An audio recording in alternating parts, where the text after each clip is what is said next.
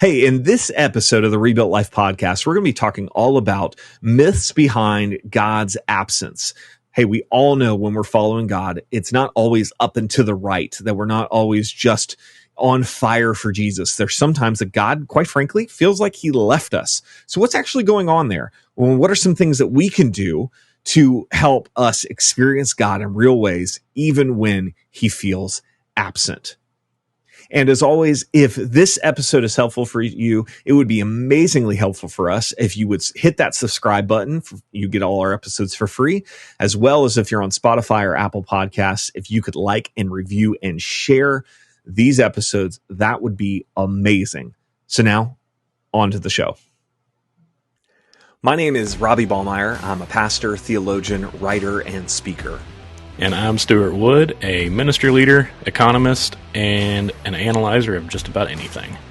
And over the last decade, we've been helping hundreds of people build a life of purpose on purpose. And that's what this show is about.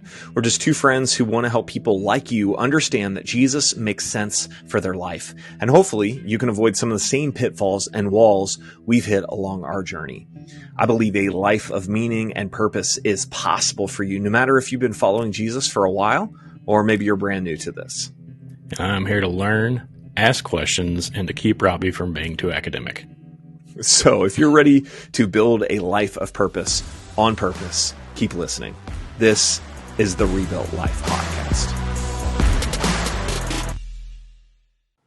So, Rob, as you said, we are talking about the myths about when God feels far away. And I have experienced that in my walk. That where God felt far away, where I didn't know how I was going to continue doing my walk, and I was really, really struggling.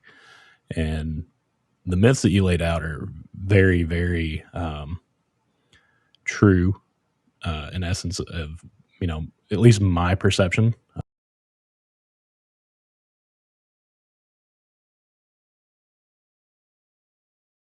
So we'll go ahead and kick it off with the first one. As I mature in my faith, that God should automatically feel closer.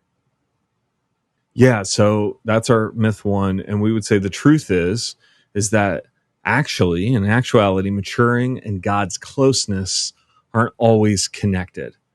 And so I really love a good diagram. Like I love, to think of pie charts and bar charts and all those, and I like those. But when we think about an X and a Y axis, and usually we chart that when we see, my growth stocks just going up and to the right, and we say things are just getting better up and to the right over time. And we love to think that about everything, that everything is really up and to the right.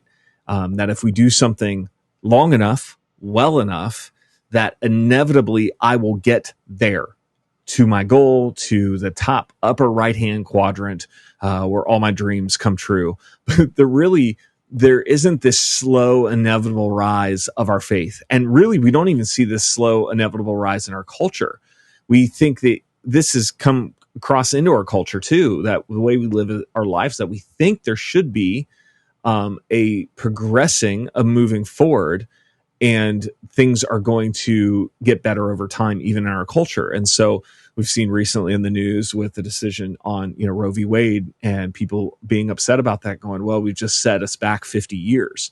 Well, who told you that we should move forward? Who told you that we should, that things are supposed to get better? And maybe the reason we think it's supposed to get better is because over time, God ultimately is going to return and make things better for us. And so really this idea of things getting better over time is a Christian concept. And there's a guy named Thomas Cahill, and he wrote a book called The Gift of the Jews. And he points out that this Western view of progress, this up and to the right, or having this greater vision of life, really comes from the Old Testament and the life of Abraham. And because this idea of up and to the right progression, things get better, was not an ancient Near Eastern view of life. For them, life was cyclical. It was this beginning, middle, beginning. And we actually see this in the beginning of Genesis. And maybe you've seen this, like, think about that, like Genesis 1 and 2, God creates, and then it says he rests, and then beginning of Genesis 2, God creates again. And so you have this beginning, middle, beginning. God like starts over. Life is cyclical in what he's doing. Even the whole scope of the Bible, you have God in the garden, beginning, then ultimately crescendos to Christ coming, dying on a cross, and then it ends in Revelation, all around a city that is now this like garden city with the trees and tree of life in the center and all that. Like, it's a revelation, is now back to the beginning. This is a very ancient Near Eastern way of telling the story of life. So take all that into our faith. Again, we're answering a question, like, we're countering that myth that as I mature in my faith, God will automatically feel closer. So we have this myth view that if I follow God long enough and follow him well enough, then I will just automatically feel like he's close. And it looks more like this like boom or bust economy, ups and downs. And with these ups and downs, it teaches us life is not always great. It's not always grand. Like James says, is like, consider it joy, my brothers and sisters, when you face trials of many kinds. And so what we're doing in those ups and downs is God is trying to teach us something. And really, the desert fathers realized this problem and really in this pattern a long time ago. So the second, like 3rd century, they're noticing, they're like, well, we've been following Jesus now as a group for a couple hundred years, and we haven't arrived yet. What's going on? And so they began to write about this and teach about this. And a lot of it was lost when the church split during the Protestant Reformation. And so we don't talk about it too much more, but they gave names to these times of these, think like a mountain peak and valley. So you have these up times and these down times. And so these up times is called consolation.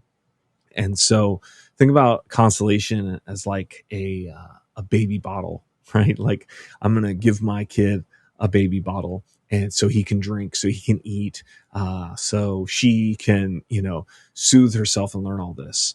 And oftentimes, the way we look at this in the Christian life is that somebody leaves their life of sin, comes to Jesus, and like consolation, God feels close. Scripture reading's great. Worship is great. Everything's great. And like, think about it, like who are the people you usually see like they're the most on fire? People like coming out of addiction, people that had led a really hard life, and they are like just jacked on Jesus, right? And part of that reason is like God is giving them this like felt experience that's equal to or greater than their sin.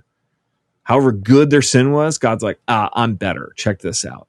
And that time like is this gift. And so they're like a baby just drunk on a bottle, and appreciating that. But then there's times that come like this down, and we call those down times desolation. So we move from consolation to desolation. And the times that we're down, the spiritual disciplines, that's prayer, scripture reading, going to church, community, being in community, like all these things just feel like chores. They feel like they're just so difficult. And then in this, we realize that God is silent. He's not talking anymore. What I want to say in this time is that really, as much as consolation, the up times are a gift, so is desolation. Because during those times of desolation, there's something that God is trying to do. And I think about that, like taking that baby bottle, and you want to wean your child away from a baby bottle. That's not easy, right? Like that takes time. That takes a lot of patience, because they're going to cry when you take the bottle away. But you want to give them something better, right? I want to give them a sippy cup with a straw. I want to move them away from a sippy cup, and I want to move them to a glass that has, more content for them to consume in it. I want to give them more, but I have to take this away from them in that moment. And so again, we have found throughout church history that the life of a Christian is not just following God long enough over enough, and doing it well enough that he automatically feels closer. The truth of that is that maturing in our faith and God's felt presence aren't always connected. I have experienced the growth that you're talking about in the desolation, and you don't see it as a growth opportunity when you're in it, and it's uncomfortable.